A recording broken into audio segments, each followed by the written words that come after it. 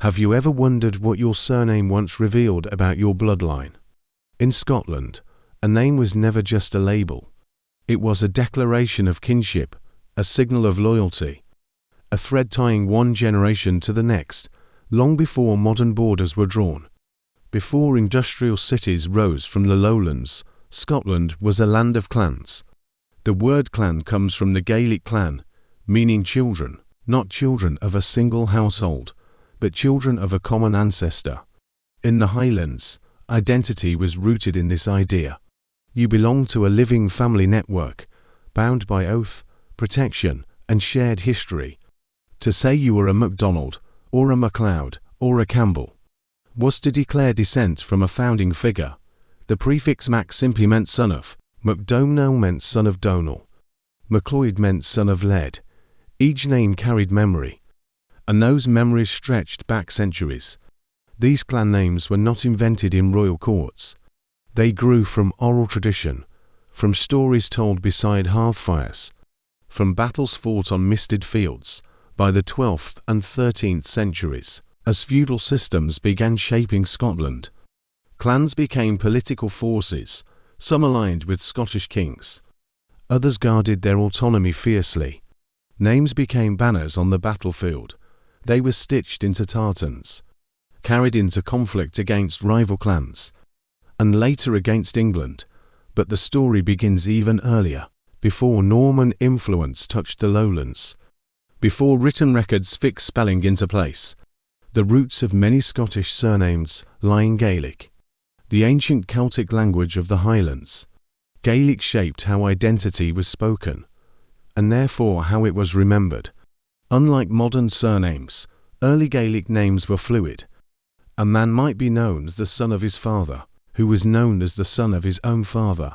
Lineage was recited aloud, sometimes stretching back 10 generations. This was not exaggeration, it was social proof. In a world without centralized records, your spoken ancestry established your rights, your alliances, your honor. Over time, these long patronymic chains condensed. Macnames stabilized into hereditary surnames, especially between the 14th and 16th centuries, as governance demanded clearer identification. Yet even then, the clan system remained more complex than a single bloodline. Many who bore a clan name were not direct descendants. They were part of the extended kin group. Families seeking protection could pledge loyalty to a powerful chief. In return, they adopted the clan surname. This created a layered identity, blood relation, political alliance, shared territory, and shared destiny. Consider the powerful clan MacDonald, tracing legendary descent from Sumald, a 12th century warlord of mixed Norse and Gaelic heritage. Here we see Scotland's deeper story, not isolated, but shaped by Vikings, by Celtic settlers, by shifting kingdoms. Surnames became vessels of this blended past. The name MacLeod is believed to connect to Norse ancestry. Lead itself possibly derived from Old Norse Leota, meaning bright or shining.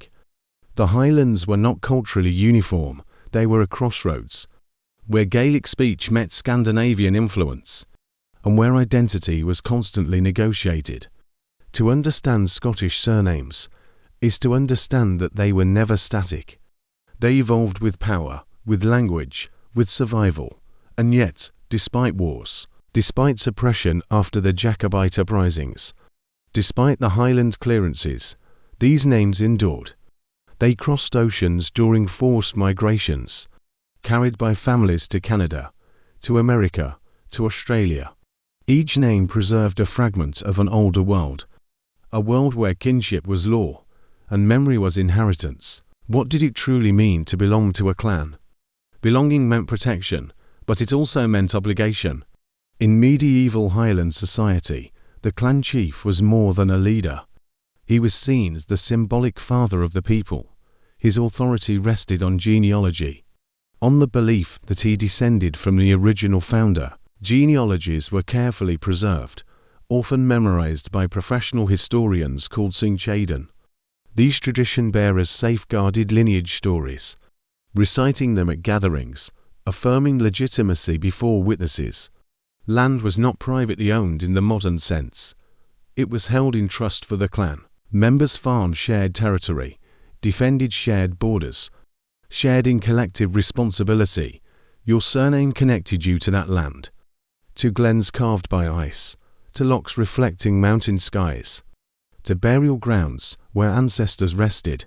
This bond between name and landscape shaped identity deeply. Yet Scotland was not culturally identical from north to south. In the lowlands, surnames followed slightly different patterns. Norman influence introduced fixed hereditary names earlier.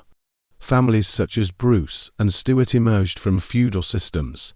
The name Stewart comes from the office of steward, a royal administrative position. Over time, the Stuarts rose to the Scottish throne, becoming the Royal House of Stuart. Here we see another layer of surname evolution.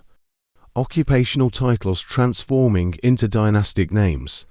Meanwhile, in the Borders region, families known as riding clans developed. Names like Armstrong and Elliot became associated with reaving culture. These families lived by cattle raiding and shifting loyalties. Their surnames carried reputations, feared and respected on both sides of the Anglo-Scottish border. Across Scotland, names told stories of profession, location, or personal traits. The surname Cameron may derive from Camshron, meaning crooked nose in Gaelic. MacIntyre comes from Macintysour, son of the carpenter. MacGregor means son of Greagair, linked to the name Gregory. Yet political conflict often altered these identities. After the failed Jacobite Rising of 1745, the British government sought to weaken Highland power.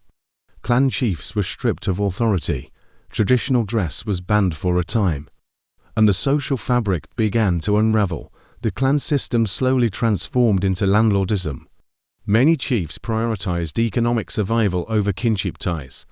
This shift culminated in the Highland Clearances. From the late 18th into the 19th century, tens of thousands were displaced from ancestral lands. Some were forced onto coastal crofts. Others boarded ships bound for Nova Scotia, for North Carolina, for distant colonies within the British Empire. When they arrived, their surnames were often the only possession that remained unchanged. Spelling sometimes shifted. Mac became MC. Gaelic sounds were simplified by English clerks. Yet the core identity persisted. In places like Cape Breton, Gaelic songs continued to be sung, stories of clan founders, retold in new landscapes. The surname became a portable homeland, a reminder of mountains left behind. Today, many people around the world carry Scottish surnames, without realizing how layered their history truly is. Behind a simple Mac or MC, there may be centuries of oral memory, Norse alliances, medieval battles, agrarian struggle, and migration across oceans. The modern world often treats surnames as fixed data, but in Scotland, they were living expressions of belonging. They marked who would stand beside you in conflict, who would share harvest in winter, who would mourn your passing. To speak your clan name was to summon a community, even when that community was scattered by history. So what remains of the clan today? The political power of chiefs has faded. The old territorial structures no longer govern daily life. Yet the emotional power of the surname endures. Clan societies now gather in cultural celebration. From Edinburgh to Toronto, from Inverness to Melbourne, descendants meet beneath tartan banners, seeking connection rather than protection. The tartan itself, often assumed to be ancient and fixed, was largely standardized in the 19th century, partly through Romantic revival movements. Writers like Sir Walter Scott encouraged renewed interest in Highland heritage. During the visit of King George IV to Edinburgh in 1822, tartans were promoted as symbols of national unity. This cultural revival reshaped how clans were perceived, from political units into heritage communities. Yet beneath this romantic layer, the deeper historical roots still matter. Modern genetic studies sometimes trace lineages back to shared ancestors.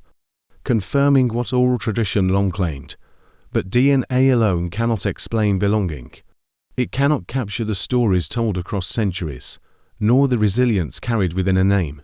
When someone today discovers they descend from Clan Mackenzie or from Clan Fraser, they often feel a pull toward place, toward language, toward history, even if generations separate them from Scotland itself.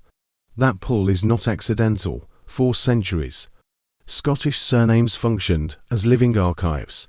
They encoded ancestry in everyday speech. They preserved fragments of Gaelic grammar. They hinted at Norse voyages and Celtic saints. They survived suppression, economic upheaval, and mass displacement.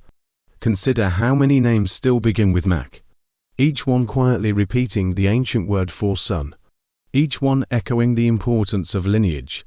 Even those who no longer speak Gaelic continue to pronounce its legacy daily. This is how cultural memory persists, not always in monuments, but in syllables, in introductions, in the simple act of stating who you are. Across time, clans shifted from warrior alliances to agricultural communities, to diasporic networks across continents. Yet the surname remained the constant thread. It linked medieval highlands to modern cities, linked chiefs and crofters, linked emigrants and descendants searching ancestry websites late at night. Perhaps the most remarkable truth is this: Scottish surnames were never solely about the past. They were tools for survival, for unity, for maintaining identity in unstable times. And that function still quietly continues. In a world where identities can feel fragmented, a surname can anchor a person to story, to a chain of lives extending backward beyond written record. To understand a Scottish surname is to understand that history is not distant. It breathes within language, within family trees, within gatherings where strangers discover shared roots. Clans, kings, and kin, these were not abstract concepts. They shaped real communities, and though castles may crumble, and battlefields fall silent, the names endure, carried forward in passports, in birth certificates, in whispered pride. They remind us that identity is inherited, but it is also chosen. Every time someone asks where their name comes from, they reopen an ancient conversation, one that began in Gaelic hills, under northern skies, where kinship meant survival, and where a name was the strongest bond of all.